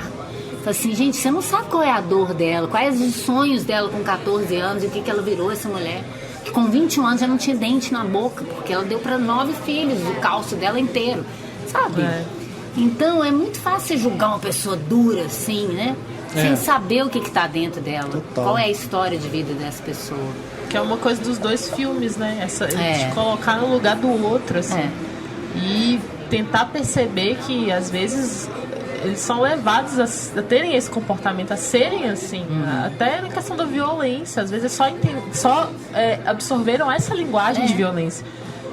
No nosso bairro, de vez em quando eu vejo umas crianças pequenininhas e aí com a mãe ou com a tia, sei lá, com alguém da família que tá andando junto, e eu fiquei assim, isso me marcou, porque eu não consigo esquecer, porque uma menininha pequena, quantos anos devia ter ela? Uns 4 anos no máximo, porque ela pisou numa poça d'água, a mulher quase espancou ela no meio da rua. E isso traumatiza a pessoa de um jeito que a gente não tem nem acesso. E assim, a criança, ela tá sendo formada com essa linguagem de violência, sabe? E ao mesmo tempo a gente pensa, né, mas para essa mãe, irmã ou tia agir dessa forma, também tem um passado ali histórico. Que não é simplesmente você julgar assim, mas não é assim que se trata uma criança. Claro que não é. Mas por que ela está fazendo desse jeito? Mas isso é tão legal, por exemplo, na cena que a Viola Davis acabou de saber que ela tá arrasada, aí chega o cunhado. E ela não trata ele mal igual ele trata, porque ele tá com problema e sai jogando pedra. Não, ela trata ele com carinho. Eu vou fazer um negócio lá pra você comer. Vai lá pra lá. Vou te dar uma melancia. Né? Quer dizer, é claro que cada um é cada um, né? E cada um sabe a dor de ser do jeito que é. E a câmera fica nela, né? No olhar dela, assim, como que ela tá olhando pro Denzel Washington, assim, não tô acreditando nisso. E ao mesmo tempo, o tio, né? O irmão do Denzel Washington chega lá com a flor, se pega a flor. Tadinho, ele tá lá na sala vendo que tem uma coisa estranha e ele não entende direito. Ainda tem esse corte, né? Sim, vai pra ele, mostra ele na sala assim, você vê ele olhando pra cima, assim, ele tá tenso. Apesar de todo o problema, né, que ele tem ali, de ter aquela placa na cabeça, tá meio... Isso que eu gostei desse uma ator. pessoa que ele tem consciência das coisas que estão acontecendo ao redor dele. Ele só não reage como os outros, né? Porque ele tem essa limitação. Eu gostei desse ator, porque ele parece real. Ele não parece um ator fazendo um cara com problema, né? Que geralmente fica muito caricato, né? Ele parece de verdade, você fica com dó dele. E o filme passa essa questão também, né? Da hospitalização. Porque pra eles é muito melhor ele estar com a família, ele estar naquele ambiente que é acolhedor, do que ir pro hospital, porque ficar internado. Sem liberdade. Então, os atores eu também não conhecia. Tanto o que faz o Gabe, né, o tio Gabe, que é o Michael T. Williamson, tanto quanto o Corey, né, o filho mais novo, que é o Jovan Adepo. Aquele amigo Nem sei dele se a pronúncia é essa, filmes. desculpem. Sim, é o Stephen Henderson, faz o Bono. O Bono. Que também é curioso, né? Um grande ator, acho que tá ótimo no filme também. Se fosse indicado para coadjuvante, acho que seria merecidíssimo. E é curioso também, porque ele tá sempre acompanhando ali, e depois que surge esse problema da traição e tudo, ele sai fora. Ele some, né? Depois ele só volta lá no bar lá e você percebe que eles se afastaram mesmo. Não é mais uma coisa mais, né? Que ele fala com ele. Ele tem essa conversa sincera para dizer para ele: eu sempre te acompanhei. Quando você escolheu cadeia, né? ela para casar, né? Ele fez a coisa certa. Então, assim, não pisa na bola, né? Não joga, não estraga as coisas. Esse é um amigo de verdade, aquele que tá com você e quando ele tá percebe. Puto, e ele fala: você faria isso comigo? É o sincero, eu falo: olha, isso aí tá errado, não vou apoiar, não. É um amigo de verdade, assim. Eu achei tão bonitas as relações mesmo, sabe? E tão sincero, né? Não parece um monte de ator atuando, parece real aquelas relações. Eu achei muito bonito. E como que são pequenos detalhes, pequenas coisas que eles têm que conseguir com tanto trabalho, né, cara? Pra ser promovido no emprego, pra dirigir, tem aquela, sabe, aquela odisseia pra atravessar, aquela coisa assim, tem que, nossa, eu acho que eu vou ser demitido, não sei e tal. É o que ele fala pro filho, né, que o negro precisa ser 2 vezes melhor pra ter uma chance em alguma coisa, né? E a gente vê que ele tem ele carrega essa tristeza de não ter conseguido trabalhar com o esporte, né? Por limitações do próprio racismo, assim. Sim. Que ele sempre repete, ele fala o tempo todo que, poxa, eu consigo fazer melhor do que os jogadores que estão aí, os brancos que estão jogando, sabe? Mas porque eu não tenho a cor certa, eu não sou chamado para jogar. Então você vê que tem essa amargura essa coisa da do imposição esporte. do racismo, de não deixar ele ser o que ele sabe, que ele tem potencial para ser. Essa coisa do esporte, não que o filme discuta isso, mas é algo que a gente pode tirar disso para discutir em outra esfera. Mas é uma questão extremamente racista a gente perceber como que no esporte, no futebol, por exemplo, os negros vão ter algum destaque, mas em outras profissões eles não vão ter. E automobilista? Né? Você já viu um motorista negro? Tem um piloto de Motorista, Fórmula 1. Motorista sim, piloto não. Exatamente. Um piloto de Fórmula 1 negro.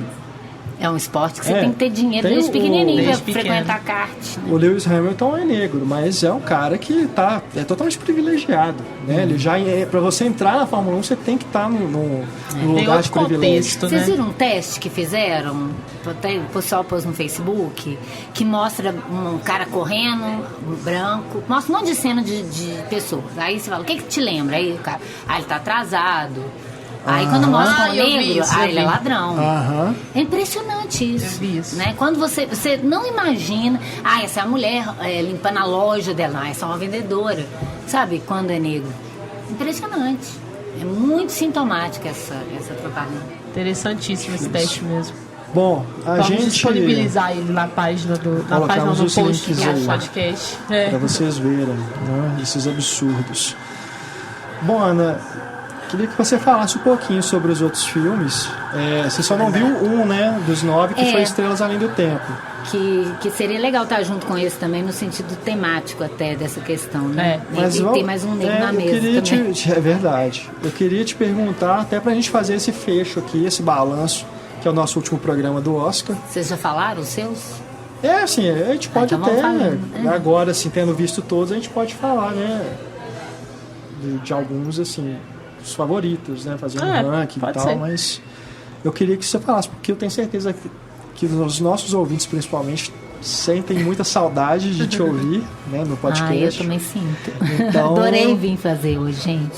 Eu Acabei de acho voltar de férias. Pra gente fechar com chave de ouro, vamos fazer esse balanço. Então, dos que você assistiu, os seus favoritos. O meu favorito é o Moonlight. Eu já tinha dito isso antes de terminar de ver tudo e continuo mantendo. Mas eu gostei muito do Um Limite Entre Nós também. Gostei do Manchester by the Mile. Foi muito triste, né? Muito. Mas gostei também. Qual que eu falei? Não, O Limite Entre Nós. O Limite Entre Nós é esse. O Fences. Esse título não tô falando que parece qualquer texto. Parece qualquer deixa a gente o Hell or High Water. Como é que fala? A qualquer custo. A qualquer outro título. Que pode ser qualquer filme, né? Nunca vou lembrar isso. Eu gostei muito desse filme também, mostrando essa ideia também esse faroeste moderno, né? De que tá todo mundo voltando a ser bandido, e o que é certo e o que é errado, né? O Lion, eu tava chamando de Leon porque eu achava que era o nome do personagem. Aí eu fiquei com o Leon na cabeça. Achei muito bonito também, principalmente a primeira parte do filme, né? Maravilhosa. Eu falo assim, que filme é esse, né? Como assim esse filme tá concorrendo na Oscar, né? Mas achei muito bonito. A Chegada eu gosto também, apesar de eu não ser apaixonada igual todo mundo é. Acho que tem um problema. Eu tenho um grupo de umas amigas que lidam com a ideia do feminismo, e a gente sempre falando isso, né? Eu falei com elas, gente, isso é muito legal, é uma mulher que consegue se comunicar e tal. Aí minha amiga falou assim, mas isso parece um motivo para ela ter um envolvimento romântico, que Hollywood sempre faz isso, né? Nunca pode ser uma mulher que resolver um problema sem ser para resolver um problema romântico com um homem, né? Eu não cheguei a pensar muito profundamente nisso, mas como Hollywood geralmente faz isso, o La La Land, como eu falei, eu acho bonitinho e tal, mas nada pra Oscar. Qual que é o mais que eu não falei? E o Mel Gibson é o Mel Gibson. Eu gosto muito dele como diretor, mas eu acho que ele sempre tem uns problemas. Acho que a visão de mundo dele também é meio equivocada. Mas, enfim, tem sequências muito legais. Algumas coisas que ele dirige que você fala, meu Deus, como é que ele dirigiu essa sequência? E outras que você fala, gente, por que aquele mesmo cara que dirigiu aquela sequência dirigiu essa desse jeito, né? Mas enfim. Agora, Apocalipto dele, eu sou absoluta fã do Apocalipto. Eu acho um filme incrível mesmo. Não sei se vocês gostam, mas eu gosto. Eu gosto. Eu não vi ainda. Demais do Apocalipto. Verei. Agora, ator, né, como eu disse, o Ryan Gosling, não sei o que ele tá fazendo aí. Como eu disse, a melhor coisa que eu ouvi foi a Larissa falando que ele só merecia um abraço. Acho o Denzel Washington maravilhoso. E meu preferido é o Viggo Mortensen, por causa do Capitão Fantástico. É um personagem também incrível, difícil de ser feito. Eu já vi muita gente... Esse povo que acha que hippie é tilelê, que não entende a filosofia hippie, que acha que ele é um saco no filme, eu acho ele um personagem maravilhoso. Nossa, eu também. Essencial para os dias de hoje, que as pessoas não sabem o que é propor uma ideia alternativa para o capitalismo, ainda que isso seja pagar um preço muito alto. Eu sou fã desse tema, amo essa ideia da contracultura que não aconteceu até hoje, mas que existe ainda em algumas pessoas. Mas o Denzel Washington, se ele ganhar, tô hiper feliz, porque merece demais. As atrizes, eu acho que tinha que ganhar a Isabelle Huppert, mas enfim, não vou entrar muito nisso. Eu já ia perguntar, mas acho melhor. O que você pergunta? O que você acha de Ellie? De quem? Ellie. Ah, tá. Do filme, Não. né? Mas melhor deixar para uma outra ocasião. Ator coadjuvante, como eu falei, eu queria que ele ganhasse Mahershala Ali. Mahershala Ali. Vamos ver, a gente tem que ver o Oscar pra ver como é que ele tá O falando. Oscar de melhor pronúncia vai para Daqui Renato eu só Silveira.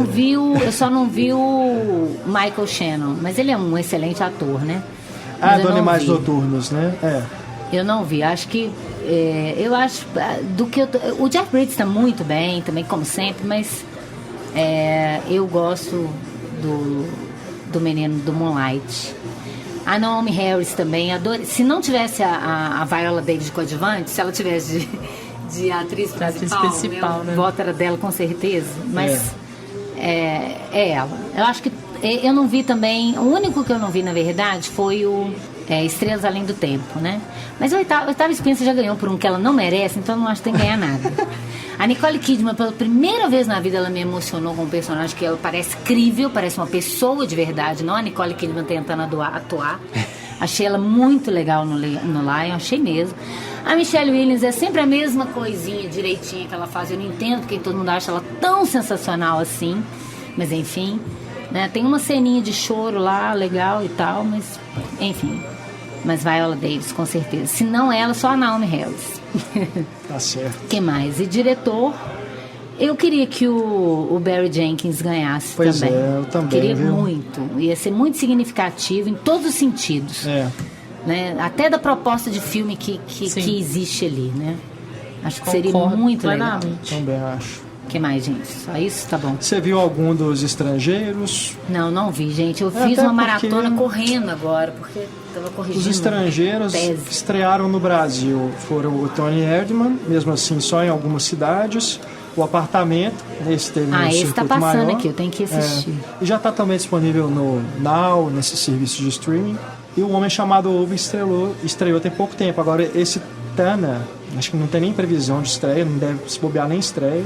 E o outro que é o Land of Mine, que é o dinamarquês, é um filme de guerra, que aqui se chama Terra de Minas, parece. O título que ele ganhou em português, também não vi. E parece que ele também não estreia. Mas qual que é o ainda antes preferido? do Oscar. O favorito é o Tony Erdmann, mas o Apartamento ganhou um gás depois dessa questão toda do Trump, né? Porque o diretor estava banido até então, antes da lei cair, né? De entrar nos Estados Unidos. Eu acho que vai ser muito significativo as premiações desse Oscar, pro bem ou pro mal, assim, dependendo do que ganhar, né?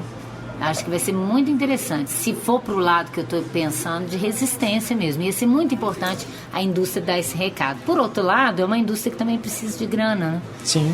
Então, e o Oscar não é exatamente um prêmio justo e merecedor, né, dos melhores. A gente sabe isso. A gente torce para que seja, mas nem sempre isso acontece. Documentário, ainda não vi todos. Animação... Não vi nada, nem o Moana, gente. Minha aluna participou do filme.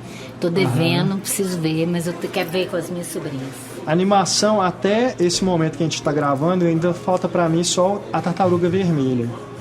Mas gosto muito do Zootopia e do Minha Vida de Abobrinha, que é bonitinho, né? Minha Vida de e é um Abobrinha filme...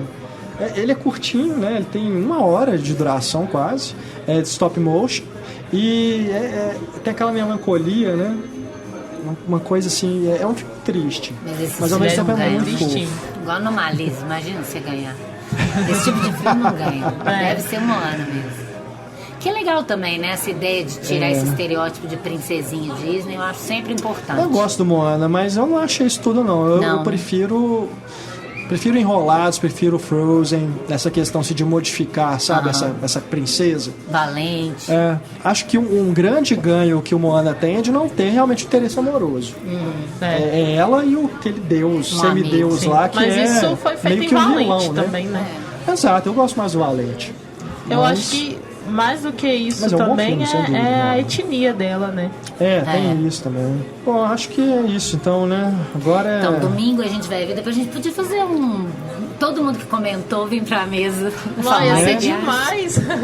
Pois é, a gente agora tem o grupo no Telegram. O pessoal tá animado lá, né? A gente abriu o grupo essa semana e o pessoal vai fazendo um aquecimento lá, as discussões do Oscar. Acabou que o filme do Mel Gibson foi o mais discutido até agora. Mais polêmico. Porque tem gente que defende, tem gente que odeia. Né? Acho que é o que dividiu mais. Mas tá bem legal lá, discussões do nível bem legal, né? Sem briga, sem nada, né? Tá bem bacana. Sem desrespeitos.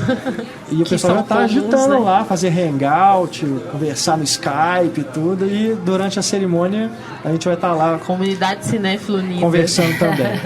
Porque assim, é legal, né, cara? Isso é que é o mais legal do Oscar. Todo mundo unido pra discutir os filmes, vendo os filmes juntos, assim, porque durante o resto do ano cada um tá vendo uma coisa diferente, não tem essa discussão tão, sabe, tão focada. E aí com o grupo tá legal mesmo, pessoas de várias partes do país, assim, falando do mesmo assunto. Aliás, eu tô até sem tempo de acompanhar, assim, mas depois eu quero... São muitas mensagens. Eu adorei esse convite para vir falar hoje, porque eu tava assim, eu fiquei de férias corrigindo trabalho. Então não tive férias. E não pude ver nada. Aí quando você me falou, eu falei, não, vou ver tudo. Só não deu tempo mesmo do estreia. Eu tinha que deixar um por último, deixei esse. Porque senão eu não ia ter visto nada. Só os dois que eu já tinha visto no cinema, porque eu não tive tempo mesmo. O bom do Estrelas Além do Tempo é que além da questão racial, tem a questão do feminismo também, né? Pois é. E a gente também discutiu sobre o título aqui no Brasil, que tirou completamente o sentido de... Porque aqui é Estrelas Além do Tempo, mas o título original é Hidden Figures, que são figuras ocultas da história, né? Então, assim, já no título tem isso. E aqui no Brasil esvaziaram completamente, Mas assim, a gente tinha um grupo, né? Até, eu sei que aqui não é o show da Xuxa, mas mandar um beijo pro grupo, que era Isabel, a Érico, o Wellington. A gente se reunia na casa de uma amiga pra gente ver o Oscar juntos. Aí teve uma época que a gente foi até de gala, e aí fazia... que legal! A Érica fazia os bloquinhos pra gente marcar, aí ela fazia sempre duas listas, um que a gente achava que ia ganhar e um que a gente queria que ganhasse, porque nunca o que a gente quer é a lógica do Oscar, né? Então você tem que tentar imaginar a lógica de Oscar, que nunca é a correta, como eu disse. É verdade, tem até o bolão. Tem o bolão.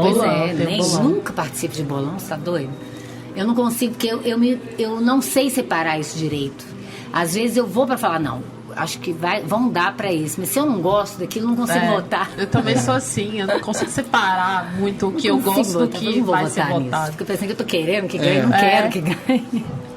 Vira essa coisa de matemática, né? Então tem os analistas. Pra mim não tem nenhum sentido da própria crítica, que é que é um pouco isso que a gente falou. Também não é só falar o que a gente acha pessoalmente, mas tentar tirar do filme o que tem, não do contexto econômico, da lógica do Oscar. Isso aí eu prefiro falar se eu gostei ou não gostei do que ficar falando de uma lógica mercadológica que pra mim é tão ruim quanto o próprio capitalismo em si.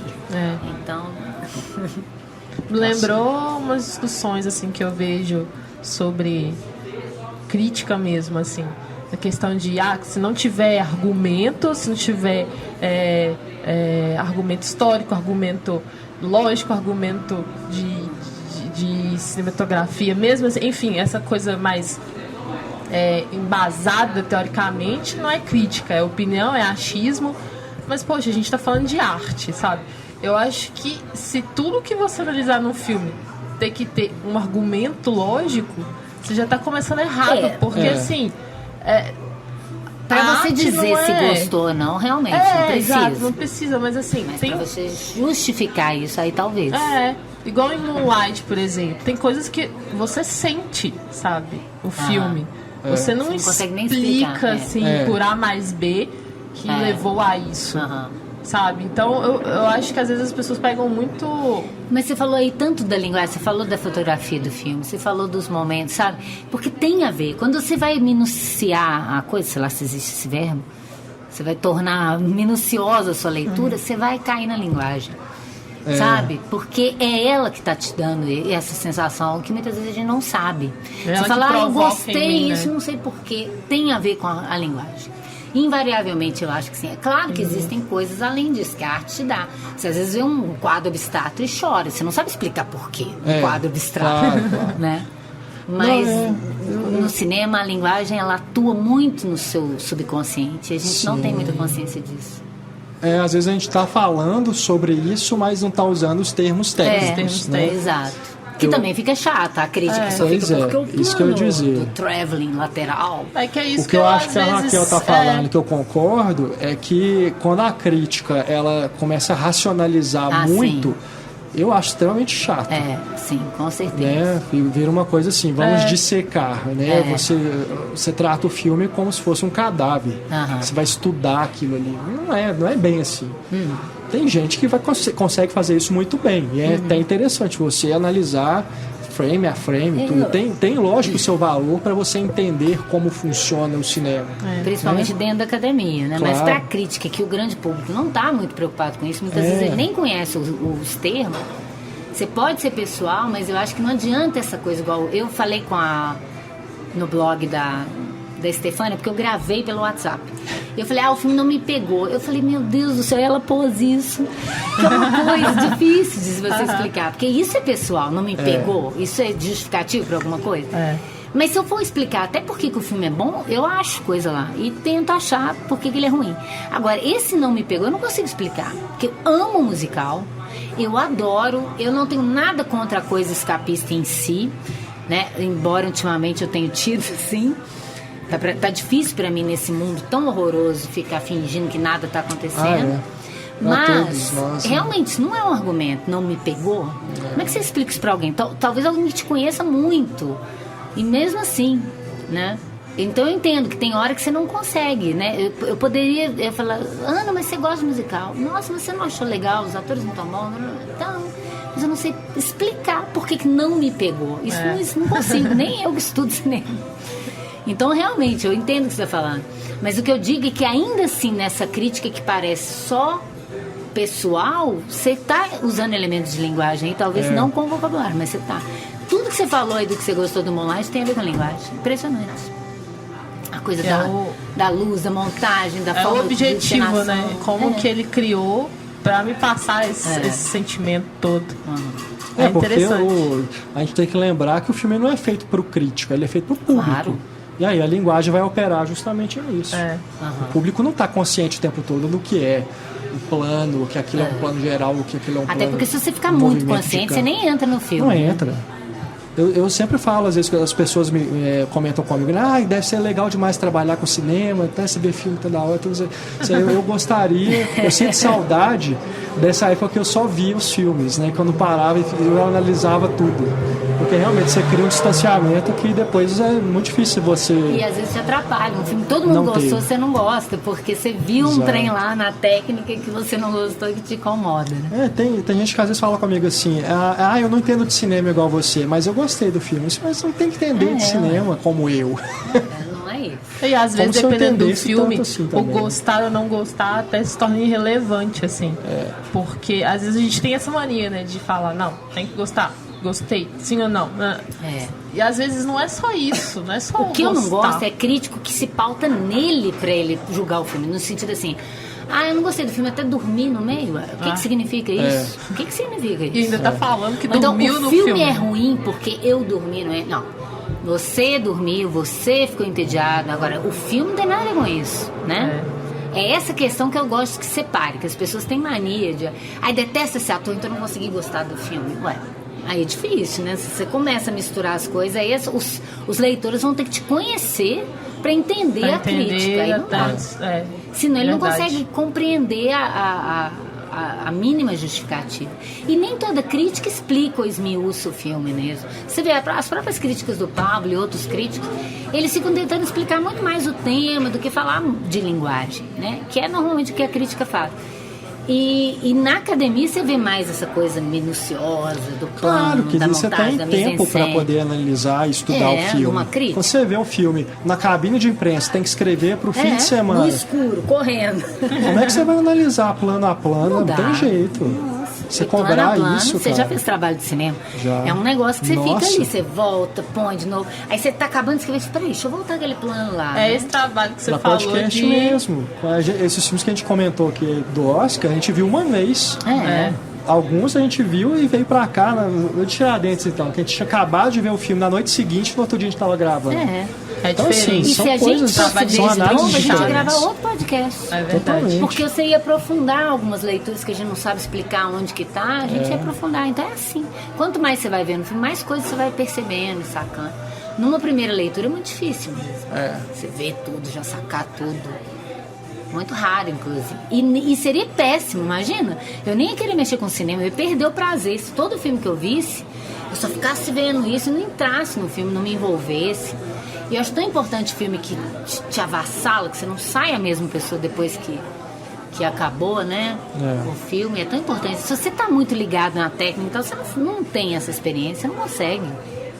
Mas enfim, é claro que eu acho que ampliar o olhar é sempre bom para tudo, porque amplia sua percepção crítica, né? Você começa a ver as coisas com outros olhos. Essa coisa do próprio cinema fazer, de te colocar no lugar do outro, eu já acho isso tão importante, que as pessoas são contra.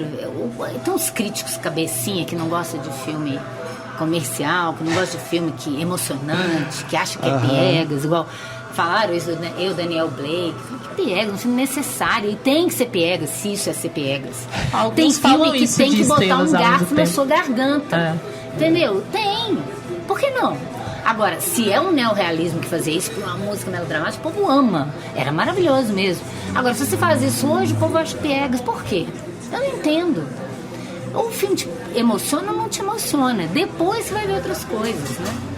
É claro que é uma coisa muito pessoal. Você falou, arte é pessoal. O Hitchcock falava isso. Quando você olha para um quadro, para um filme e fala, não gostei, você já está emitindo uma ideia crítica, ainda que você não saiba nem explicar por quê. Você passou por uma experiência e você já está julgando aquilo ali, né? Então todo mundo tem essa capacidade, né? Agora, você pautar se o filme é bom ou não pelo que você acha, aí é uma outra coisa, né? Todo mundo tem o direito de gostar ou de não gostar, mas agora dizer se o filme é bom ou ruim sem argumento, eu já não concordo. Então essa foi uma discussão extra, né? Um brinde. A discussão sobre crítica de cinema. Que é o que eu adoro. Tô sempre buscando as discussões extras, assim, e que os os meus filmes alunos vão devem estar de tirando. saco cheio de me ouvir falar disso.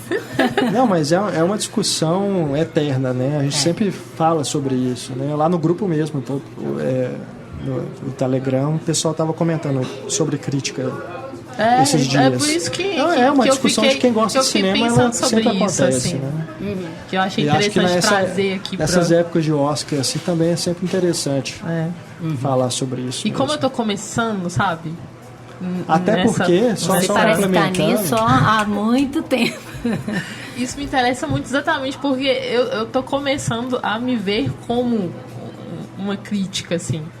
E eu acho que como eu preciso ter conhecimentos técnicos que eu ainda não aprendi, sabe, de cinema, eu fico muito preocupada que às vezes, assim, as pessoas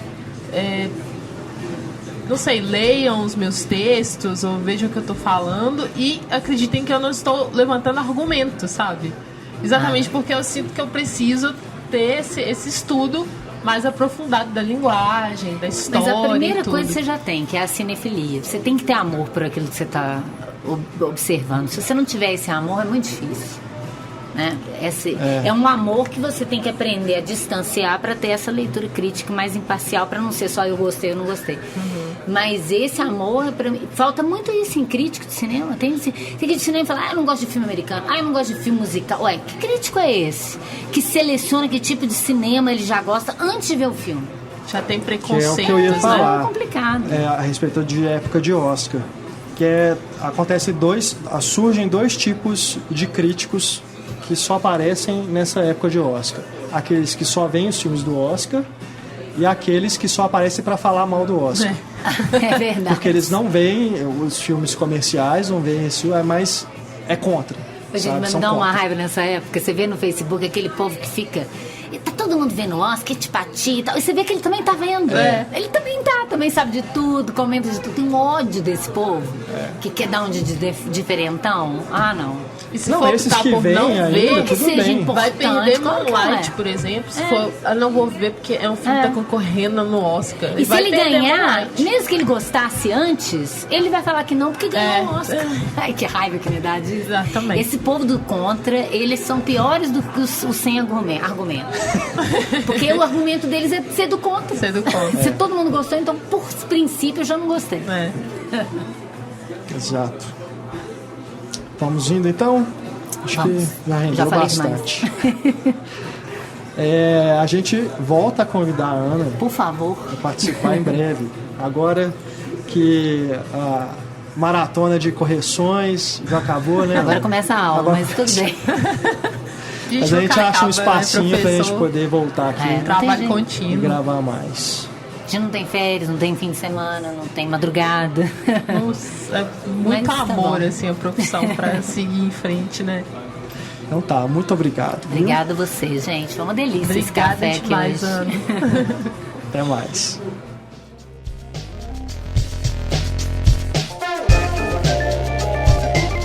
Bom, como a gente disse aí no finalzinho do debate, nós temos agora o grupo no Telegram. Então é mais um local onde você pode interagir com a gente, além dos canais de hábito, né? Nas redes sociais, o nosso e-mail, que é o contato@cinematório.com.br. Se você tiver interesse em se juntar ao grupo, deixe pra gente um recado aí no Twitter ou no Instagram, pedindo o link, né? Tem um link para você entrar, e aí você pode fazer parte dessa comunidade. Nesse momento que a gente está gravando o podcast, já são mais de 80 pessoas lá nesse grupo, e acredito que deve aumentar, principalmente agora, por causa do Oscar, que a gente vai fazer esses comentários lá junto com o pessoal, né, durante a cerimônia. E depois também, né, a ideia é que essa comunidade aí, ela se estenda e amizades sejam feitas lá, a gente possa discutir pautas para o nosso podcast, enfim, trazer coisas novas, né, para o Cinematório Café também. O grupo se chama Cinematório Café por causa disso, porque é como se fosse uma extensão do programa. Aqui é o nosso ponto de encontro mesmo, de cinefilia, para a gente falar de filmes, discutir as coisas e conhecer, né, trocar ideias, enfim. Tá bem legal lá, fiquei muito feliz com a adesão do pessoal e vamos torcer aí para que continue crescendo, né? E o pessoal gostando e interagindo cada vez mais. Sim, tá legal demais e estão surgindo várias ideias de novas formas de interação, né? Inclusive ao vivo, hangouts, durante o Oscar ou depois. Então, assim, participe, que as suas ideias estão sendo ouvidas. Cinematório Café também está no iTunes, também estamos no Stitcher, estamos também no YouTube, você pode ouvir nosso programa lá. E tem também o nosso perfil no Spotify, onde você encontra playlists com músicas baseadas nos temas do nosso programa. Músicas e trilhas sonoras originais que a gente encontra e disponibiliza lá para vocês. Esperamos que você tenha gostado do episódio. Não deixe de comentar com os amigos, compartilhe o podcast. E também temos a parte de comentários no próprio post, que vocês também podem utilizar. É isso aí. Toda segunda-feira tem um Cinematório Café novinho para você começar bem a semana. Assine o nosso feed. E é isso. A gente se vê na semana que vem. Tchau, gente. Beijo. Um grande abraço.